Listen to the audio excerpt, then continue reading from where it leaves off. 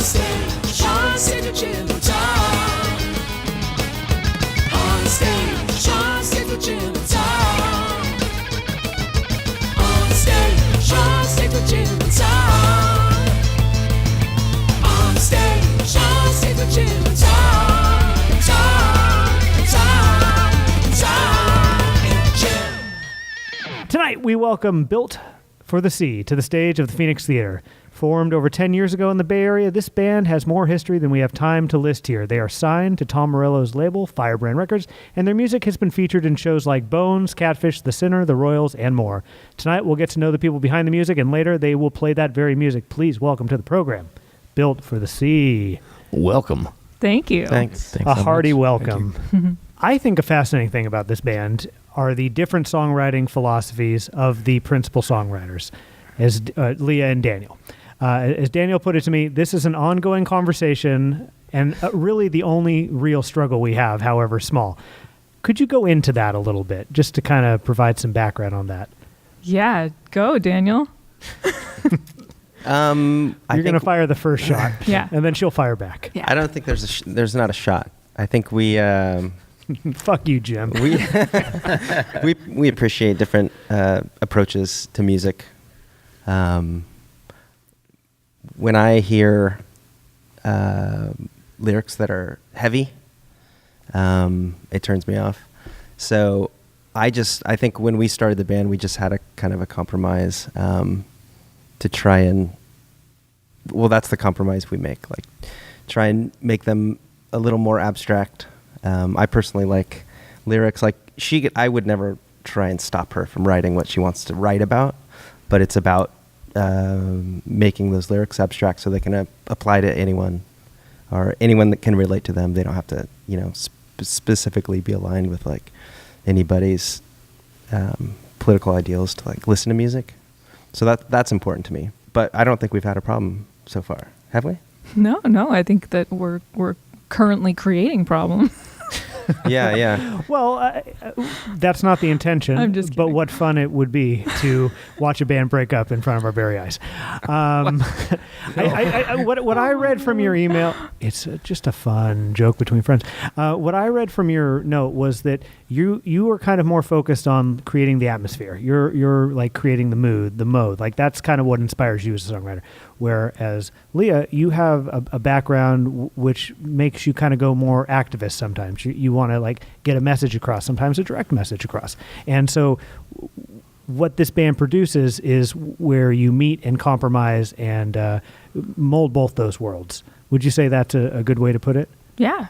What would you say in your own words, like your instinct as a songwriter is? Would you say that I captured that philosophy? Well, for some of the songs, yeah. So I started out writing songs. Oh, this is actually, I have to dig deep. When I first started writing songs, I would say it was from a psychology place, from processing just the stuff of my life. When I was 15, I wrote my first song. And it was, my dad had left, like everybody else's, when I was 2. And I was processing it, and I wrote a song about it. And it helped me. It really, truly helped me. And then when I performed it for other people, they connected to it in different ways, really interesting ways that I never would have thought. And it was cool, and it seemed to help them. And at 15, I didn't really understand the power of music and the power of that connection and that. But as I got older, I started to understand that more. And yeah, I think that the more I learned about the different injustices in the world and just the oppression and stuff, I started to get motivated to write about that, and it helped me process it. And I would say a good chunk of my songs for a long time were just processing my own stuff. So very psychology, right? Personal psychology, which intersects with all sorts of politics too, and sociology. But then in my early 20s, I probably started to intentionally write to get a message across, or to deal with a particular sociology or political issue or something. Do you feel like you've left behind the idea of using it as a psychological tool to process things? No, and sometimes, I mean, I think probably the best or most organic songs that I've ever written are when I'm going through some crazy stuff and a song just pours out and it helps me feel better, and it's just It's amazing how much you're willing to put into a song. There's something's heavy going inside you. And a month later, you find yourself performing that in front of 60 strangers. Yeah. And it's a catharsis for them as well.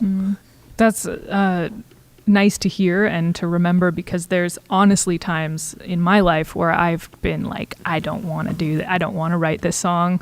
I don't want to go through this.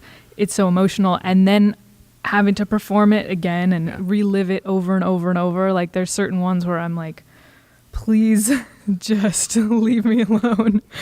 Yeah, well, when we've been recording, I hope this isn't too personal, but she gets in a place where she has to turn off the lights, and it's like tears actually come when she's singing some of the songs. So the soul laid bare. Yeah. Wow. And that's kind of how you get really great performance, probably. Yeah, it's not always fun, you know? And that's kind of how I always felt, because I can easily, or my skill is about creating an atmosphere with the songs. And I've sung in bands, but I've never been able to like communicate like Leah does. So there's a kind of need for her, like we kind of need each other in that way. Like I can't, no one's going to listen to, basically I would write movie soundtracks without her. And Leah, I think your personal background in music and the intended area you had of graduate study are important to understand what kind of drives you as an artist. I read online that you were going to go one path in life in terms of how your studies, and then music sort of presented itself as something you wanted to explore. Could you kind of go into that a little bit? Sure. So I learned about, well, I went to UC Berkeley at a time when there was a lot of social justice issues and anti-war protests going on, and I joined up on all of them. I was all in. You had a shaved head? 100%. I did have a shaved head. I learned, it's interesting. I learned about, it shows you the privilege that I come from, which isn't like outrageous, but it's enough to see that like my first introduction to real injustice was with animal rights, which I still am very passionate about animal rights, but like as I went to Berkeley and learned about racism and classism and sexism and homophobia and heterosexism and all these injustices, I started to realize, oh, there's a lot more. There's so many problems in the world, and the way we as a society mistreat animals systematically is a problem. But there's also all these other issues, the way we systematically mistreat people of color and women and all sorts of things. So I started to connect the dots and planned to go to graduate school to study with Angela Davis, actually, at UC Santa Cruz. It was going to be amazing. I got my letters of rec and my GRE? Yep. So long ago. And then I joined a band. But then... And then I had this opportunity to do music. I hadn't really performed out much, but I started to perform as a part of this women's empowerment class at Berkeley. And I got all this encouragement, and I thought, well, I can always go back to school, why not try music? It felt like something was in there that wanted to come out. And at the same time, I had artists like Ani DeFranco who were inspiring me. Like, you can reach a lot of people and have quite an impact with these sort of ideas with music. And, I wasn't writing political songs at the time, but I thought maybe I can help get people interested and then pass them off to Ani DeFranco for some real, political stuff. I didn't really know, but I definitely felt like there was a space for it, for at least trying music. And I honestly didn't think there was anything special about my voice. I knew I could sing. I knew that people like to listen to it, but I felt like I could mimic, like, oh, I could do Fiona Apple, or I could do Jewel, or I could do, but I didn't really think there was anything unique or special about my voice, just that I could hit the notes and that kind of thing. And it wasn't for many years that actually, until around the time I Built for the Sea, that I really started to realize, like, oh, there's people do find something unique about my voice. So sweet. Yeah. And yet you guys are on Firebrand Records, right, which is a label formed by Ryan Harvey and Tom Morello of Rage Against the Machine, and it's known for having a roster of activist bands. Right. Daniel, you feel that you're not necessarily in the same category as activist bands, but it works because of what your intent is. Could you go into detail on that a little bit? Let's see. Well, if you watch the other bands in our label, there's a folk musician who is super powerful, and he can fit entire stories in a folk song. And histories, histories, and there's a hip hop artist who just has extremely powerful lyrics and songs. And, we watched him once and I was totally blown away. It can be done really well. I feel like the type of music we make is limited in that, it's so atmospheric, and it's more about the melody and not all of the lyrics you can fit in. So I think that's what differentiates it, but it communicates the same basic messages, so in that way it fits. Yeah, you'd said positivity and themes of positivity and themes of change are in there. Yeah. So in that way it fits. Right. Yeah. What would you say your most overtly political song is? Oh man, this totally backfired because I mentioned it that I didn't want to talk about it, and then we don't have to. Well, no, I don't want to talk about specific politics. We don't need to go unless, and you don't have to answer that question if you don't want to. I can cut it out. I think this is great, and honestly, I think Daniel doesn't know what a lot of these songs are about to me because we don't talk about it. And I like it that way. Like I like my interpretation of songs. Yeah, and I think the only time that he's like, okay, here's how it goes in a writing session. We have so much respect for each other. We really we have a deep connection and a love that is more than a decade very old. Important to note that. Yeah. This is a very long-standing creative relationship. Yeah, creative relationship, and also, even if we weren't creative, we're friends. Like, we know each other. We've gone through some crazy shit together. So there's a foundation there and a trust and a respect. So when he's working, I'm encouraging him to work and do his thing. I love what he does. I don't try to, control it or put my spin on it. I'm like, dude, do your thing. If he's going in a direction that for some reason there's something in there that's just grating on me, I'll just say, Daniel, I'm so sorry, but we can't do that one beat, or I can't have that one thing. And he'll be like, totally, no problem.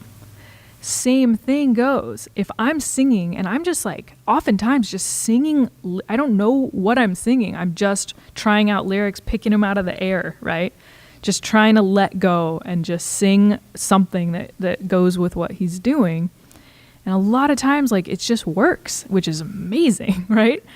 And every once in a while, he'll just be like, Leah, I can't do that one lyric. And a lot of times it's just because of the sound or the word. And sometimes it's because it's getting too specific, I think. Yeah.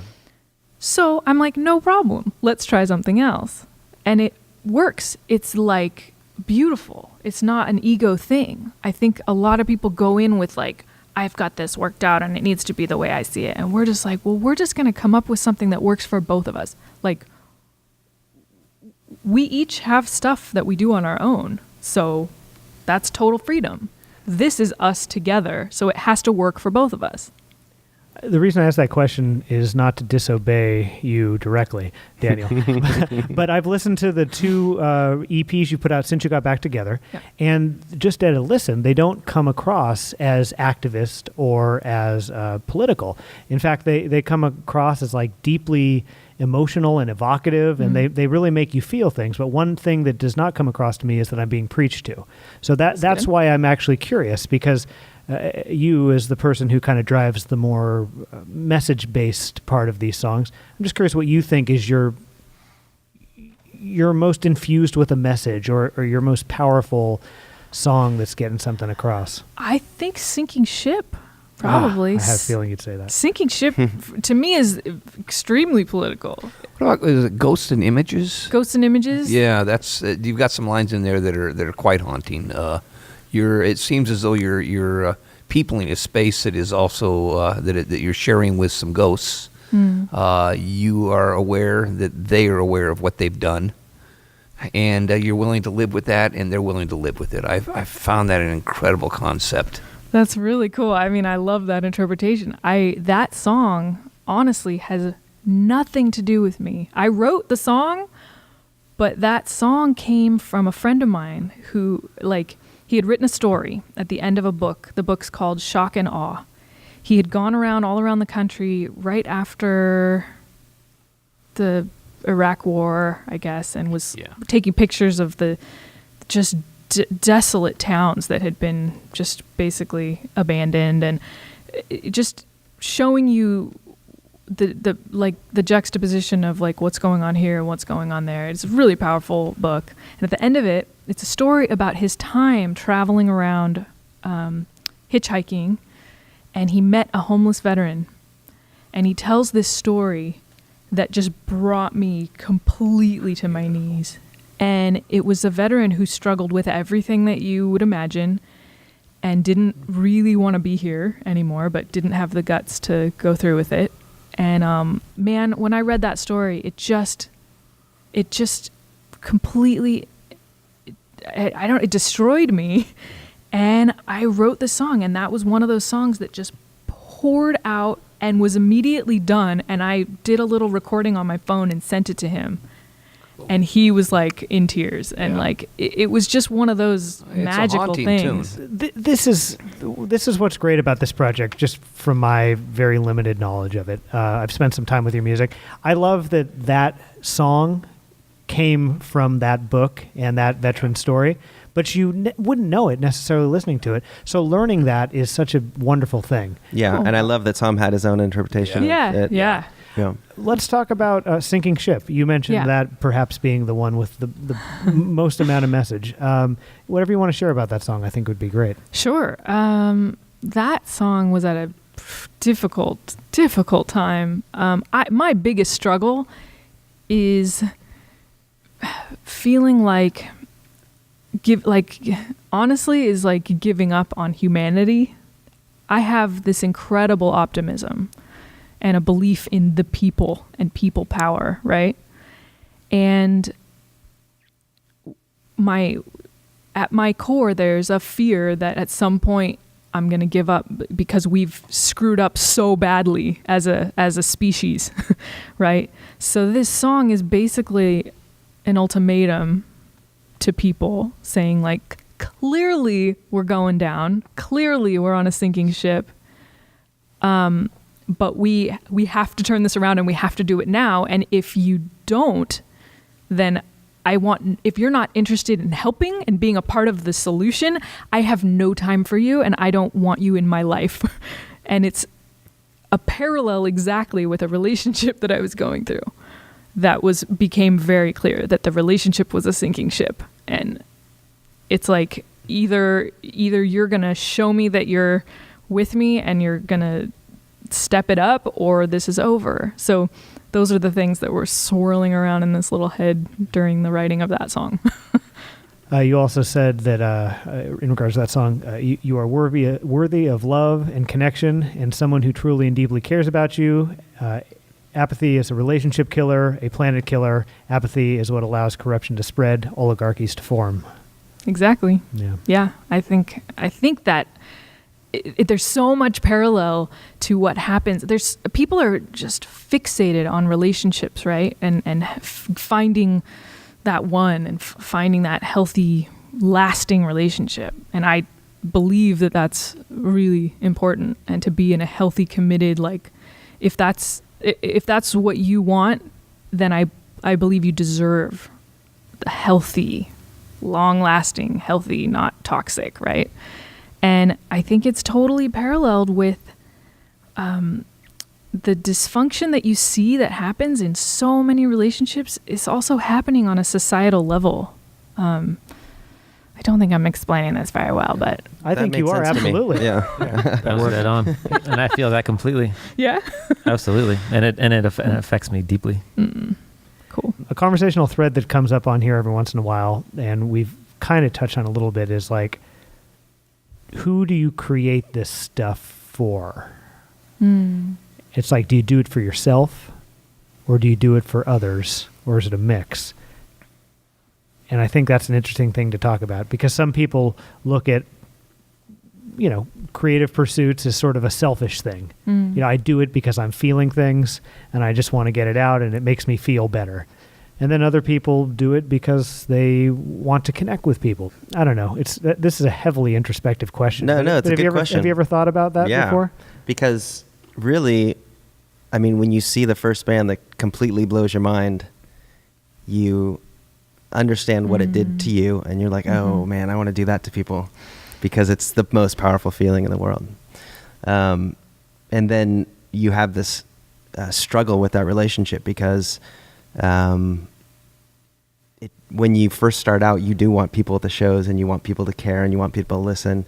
And the older you get, that fades, and the process becomes more important. The reaction and the success you get becomes less important. So we're in a good position now, because if we didn't get any licensing, I mean, we would still do this. We would still play show or still make music, because I don't know, it seems really fun. And I like listening, I like the process of making it. And now, because music used to be everything to me, and now I love music, but I also love all these other things. There's like an acceptance of it, and not a desperation. Yeah.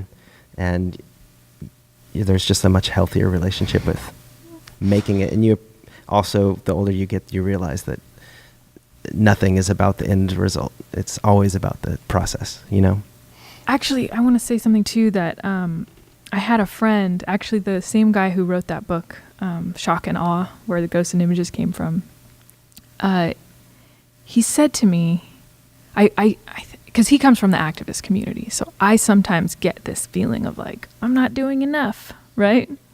And he said to me something like, look, just you doing what you're called to do and having the guts to do it is activism. And I was like, really? And it took me a while, but I crunched it all through my head, and I realized that, a lot of people are not doing what they're called to do or what they feel compelled to do. A lot of people just give up and take the desk job, and they have a clear passion for this thing, but they just bury it. And when these folks go out and see live music and they see somebody who's in it and doing what they're called to do, and it's like, wow, that's what you're meant to do. Thank you for doing that and for showing. It actually inspires people to do what they're meant to do also. It's a beautiful thing.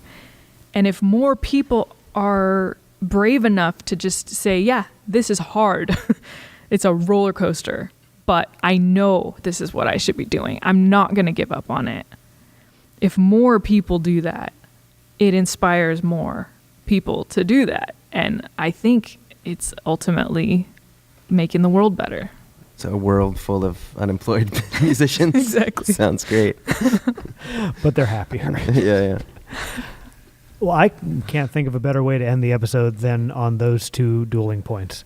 I think that this is a band that does that, and it's wonderful that you're able to do that now on kind of a grander platform than you were doing it 10 years ago. I love that more people are being introduced to your stuff. I love that you're more at peace while you're while making the stuff, and I love that this band is still a thing. Cool. You were kind of on, at least on my radar personally, when you first formed in 2005, 2006, really? And here we are now in cool. 2018, and you're still doing it, and what a beautiful thing that is. Cool. And can I just say thank you for doing this? And as a musician who has quit music before and gone through crazy roller coasters of it. Yeah, this is what does it. It's hard. It's hard to be a musician, and to have just a place like this is so awesome, and what you're doing, and that you care, and that you research what we've done. I mean, that's amazing. It's incredibly validating. Not that we need that, but it's just amazing and helpful and a beautiful thing to give this space to artists that you goes both feel. ways. This space wants to be used. This space is kind of my best friend. So you guys also give it a reason for being. So the thanks go both ways. This is a band that has so much Bay Area history that we didn't even get to tonight, but it's been a thrill to have you on the show, and we appreciate you showing us so much of what has gone into like the background into making this music. So thank you so much for that. You. Thank you. And now the music of Built for the Sea is next. Stick around for that. Stick around and listen, yeah. And once again, thank you for hanging out with us tonight, guys. Thank you.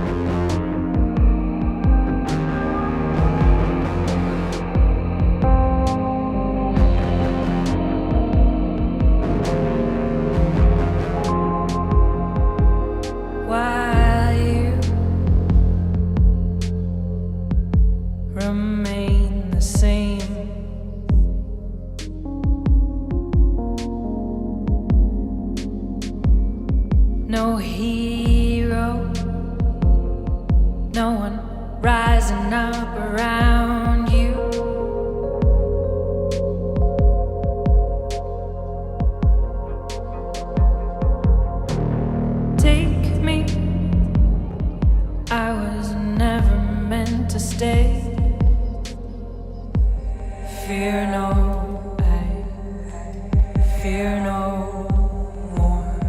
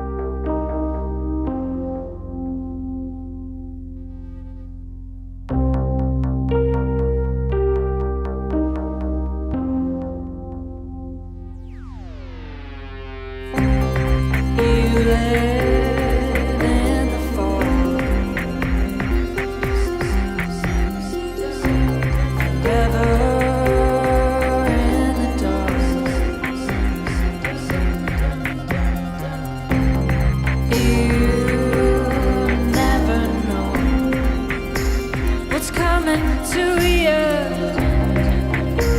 What's coming to you? What's coming to you?